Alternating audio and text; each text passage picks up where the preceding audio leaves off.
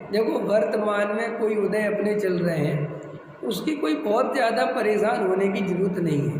देखो ये पर्याय कितने दिनों की है, इस पर्याय में थोड़ा ऊंच नीच हो भी जाए, मान के चलो हम पे बहुत पैसा नहीं रहे, हम गरीबी में हमारी ये पर्याय चली जाए, या हो सकता है कि हम पे बहुत पैसा नहीं हो, बीच मिडिल क्लास में हमारी जीवन चला जाए, हो सकता है कि हमारा बच्चा बहुत बढ़िया नहीं निकले, तो भी क्या बिगड़ता है जीव का। अगर जीव गहराई से आत्मा से प्रेम करे, तत्व अभ्यास करे, तो बहुत काम बढ़िया किया उसने। अनंत भवों की जो दुख की कहानी है वो सुधार ली। अब यहाँ पे कोई जीव पिछले जन्म का पुण्य का उदय लेके आया हो और वो करोड़पति अरबपति के घर में पैदा हो गए और सप्त व्यसनी हो, देवसास गुरु से दूर रहे, तो वो बाहर में तो बड़ा सुखी दिखाई देगा, लेकिन बेचारा इस जन्म में जो अवसर मिला था अनंत भव मिटाने के, वो तो खो दिया उसने। इसलिए असली पुण्यशाली तो जीव वो हैं जो मिथ्यात्व के नाश के उपाय में लगे हुए हैं। ये भाग्यशाली लोग नहीं है जो पैसा कमाने में लगे। पैसा कमाना सुख का लक्षण कैसे हो सकता है? बहुत पैसा कमाते जी, वो बहुत पैसा कमाते, रात में मंदिर आने की फुर्सत नहीं है। तो भाई जिसे मंदिर आने की फुर्सत नहीं है, देवशास्त्र गुरु का समागम प्राप्त करने की फुर्सत नहीं है, तत्व सुनने उनकी तुम अनुमोदना करते हो, उन्हें तुम अच्छा मानते हो, तो तुम बैठे बैठे तीव्र मिथ्यात्व कर्म का बंद करते हो। नहीं समझ में आया? तुम यहाँ जबकि देवशास्त्र गुरु के समीप आके बैठे तत्व सुन रहे, लेकिन तुम अपने आप को सुखी नहीं मान रहे, तुम अपने आप को अच्छा नहीं मान रहे। और तुमसे हमने कहा अरे जैन साहब वो तुम्हारे गांधीनगर में, अरे साहब उसकी तो पूछो ही मत, उसकी तो भाई साहब सुबह 7 बजे से ग्राहकों की लाइन लग जाती है ना, और एक दिन में 5 लाख रुपए की बिक्री करता है, 10 लाख रुपए की बिक्री करता है 15 लाख 20 लाख की बिक्री करता है, और तुम्हें उसको सुन सुन के रोमांच आ रहा है। तुम जबकि तुम देवशास्त्र गुरु के समीप बैठे हो, स्वाध्याय में तुम्हें अपनी कीमत नहीं आ रही, और तुम्हें लग रहा है यार उसके तो बहुत मजा। तो इसका मतलब ये तुमने बैठे बैठे तीव्र मिथ्या, तुमने पैसे में सुख की कल्पना कर ली, जबकि तुम्हें क्या लगना चाहिए था कि भाई देखो हम ऊपर ऊपर से बोलते कि हम भाग्यशाली हैं, अपने आप को सेटिस्फेक्शन देने के लिए ये बोलते हैं कि हम बहुत भाग्यशाली हैं, लेकिन अंदर से भाग्यशाली मानते नहीं। भाग्यशाली तो मानते अंबानी को ही हो, मोदी को ही हो, नेताओं को, अभिनेताओं को, पैसे वालों को, मानते कि नहीं मानते? अभी देखो जरा सी कोई आदमी सोने चांदी से लदी हुई स्त्री और उसका पति बढ़िया कार में निकले तो उसे भाग्यशाली मानता है, जबकि वो बेचारा समय सार सुन के नहीं निकला और तुम समय सार सुन के निकले, लेकिन तुमने अपने को भाग्यशाली नहीं माना। देखो देखो ये तो ऐसी बात है, लौकिक बात ऐसी है, नमक से रोटी खावे और एक आदमी बढ़िया 56 भोगों से रोटी खावे, तो ये नमक की रोटी खाने वाला ये कहता है कि कुछ नहीं मरेगा, बीमारियां होंगी। समझ में आया? ऐसा पूछता है ये बीमारियां होंगी, डायबिटीज होगी, ये बात सत्य नहीं है। अंदर से तो तुझे वही सुखी दिख रहा है, ये तो चूंकि अब कुछ खट्टे अंगूर वाली बात है, अब कुछ करता नहीं तो उसकी निंदा करता है, अपने को बड़ा सत्य करता है कि हम गरीब हैं तो क्या हुआ, हमें कोई बीमारी तो नहीं। लेकिन सही पूछो, आज भी अगर मौका मिले तो तुरंत वो उसके जैसा बनना चाहता है। कई लोग तो ऐसे तक कहते, मैंने सुना है जैसे अपन कहो कि भला आदमी इतने पैसे वाला है लेकिन बीमारी तो बहुत होगा, कहते बीमारी सही है यार, क्या होता है बीमारी, पैसा हो तो दवाई हो जाती है। डायबिटीज में क्या प्रॉब्लम है, कोई आदमी करोड़पति है, डायबिटीज क्या दिक्कत है, इंजेक्शन लग जाते हैं, बढ़िया दवाई खाता रहता है, लेकिन पैसा तो देखो कितना है। ऐसी है अपनी दशा। इसलिए अपन को आत्मा से सच्चा प्रेम नहीं हुआ, तत्व से सच्ची प्रीति नहीं हुई।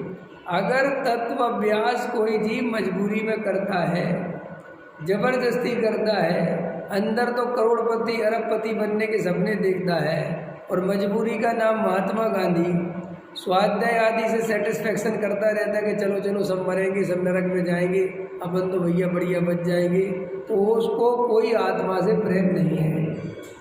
समझे? ये अपन को समझना ही पड़ेगा। अपन अपने को भाग्यशाली किस आधार पर मानते हैं? अगर अपन परिग्रह के कारण अपने को भाग्यशाली मानते हैं तो गारंटी से तो मुफ्त में नरक जाने की तैयारी करते हो, मुफ्त में। क्योंकि आपको पता है शास्त्र ये कहते हैं कि परिग्रह क्या है? पता है परिग्रह की परिभाषा क्या है? क्या है परिग्रह? ये मैंने पीछे कई दफे बताए।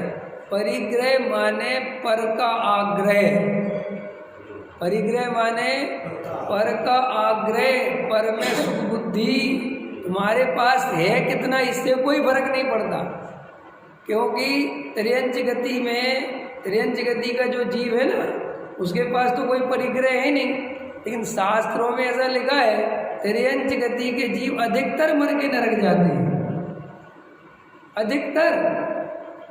क्योंकि आर्त रौद्र ध्यान प्रति समय चलता है उनके, त्रियंच गति के जीवों का प्रति समय कुछ मिल जाए, कुछ मिल जाए, कुछ मिल, क्या करे बेचारे, मिलता तो है नहीं, तो नरक गति में जाते। और जो मनुष्य निरंतर पर पदार्थों के चिंतन में संलग्न हैं, जो रात और दिन पैसा पैसा बहु आरम परिग्रह के भाव में व्यस्त हैं, वे भी जीव नरक जाते हैं। तो ये देखो तुम नरक व्यर्थ में जाते हो, क्योंकि वो सामग्री जो मिलती है वो तो पूर्वकृत पुण्य से मिलती है, वो तो उसमें तुम्हारी तो चलती नहीं। तो कैसे मिलती है कि अभी तक जो कुछ मिला उसमें तुम्हारे कारण नहीं मिला। अच्छा एक बात आओ, ये शकल जो मिली है इसमें तुमने क्या किया?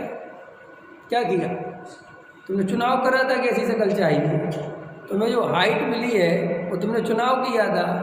तुम्हें जो कुछ भी शरीर संबंधी मिला उसमें क्या किया तुमने? चलो दिल्ली तुमने चुनी थी क्या कि हम दिल्ली चाहिए, हमें क्या चाहिए, क्या क्या क्या मिलता है? आप ये भ्रम से होता है। माँ बाप तुमने चुने थे, कैसे माँ बाप मिलने चाहिए? तो जब माँ बाप भी तुम्हें तुम्हारे चुनने से नहीं मिले, अरे ये शरीर जो जीवन भर साथ रहता है ये तुम्हारे चुनने से नहीं मिला, तो ये बाहर की सामग्री तुमने बनाई, तुमने इकट्ठी करी, किसी मूर्खतापूर्ण बात है। अरे वो भी पूर्वकृत पुण्य के उदय से आई है। और जब देखो जानी होती है, देखो गजब की बात, पैसा कमाने का पुरुषार्थ क्या है? कल मेरी भाई साहब से चर्चा चल रही थी वीर सागर जी से, न पैसा कमाने का पुरुषार्थ क्या है? बताओ, आपसे पूछता हूँ, बताओ पैसा कमाने का पुरुषार्थ क्या है? पैसा कमाने का पुरुषार्थ है फैक्ट्री लगाओ, दुकान लगाओ, है ना? ये पुरुषार्थ नहीं है। लगता है तुम्हें पुरुषार्थ, क्योंकि जब पाप का उदय होता है तो वो ही पुरुषार्थ डुबो देता है। बोलो, एक आदमी के पास अच्छे खासे 50 लाख रुपए रखे थे, बढ़िया शांति से गुजर बसर हो रही थी। एक आदमी ने कहा, अरे काहे को तुम पैसे को बर्बाद कर रहे हो, ये 50 लाख रुपए व्यापार में लगाओ और 1 करोड़ बनाओ।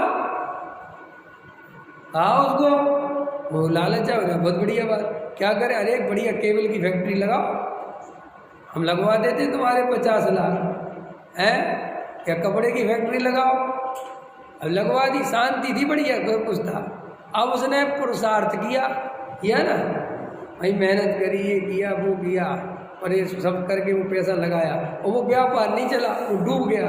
तो बोलो उस पुरुषार्थ में वो बर्बाद हुआ कि आबाद हुआ? अब उसे पुरुषार्थ कहना कि नहीं कहना?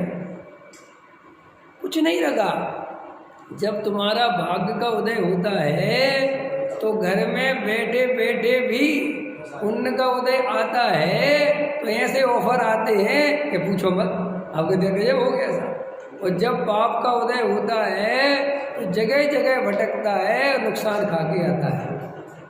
लेकिन अपन को ये भरोसा नहीं आता, अपन को भरोसा ये आता है कि करे बिना तो कुछ भी नहीं होगा, और करते तो आता है।